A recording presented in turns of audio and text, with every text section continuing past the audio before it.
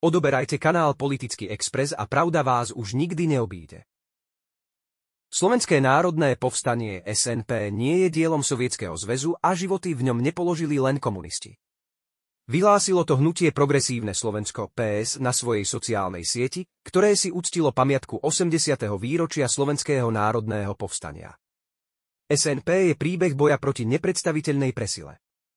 Patrí odvážnym ľuďom z mnohých európskych krajín, ale najmä Slovákom a Slovenkám od západu po východ našej vlasti, zdôraznilo hnutie a upozornilo na to, že dnes sú tu opäť snahy ukradnúť hrdinstvo mnohým z nich. Odkaz povstania je podľa PS stále živý. Nezabúdajme, že aj v tých najťažších chvíľach záleží na odhodlaní každého z nás.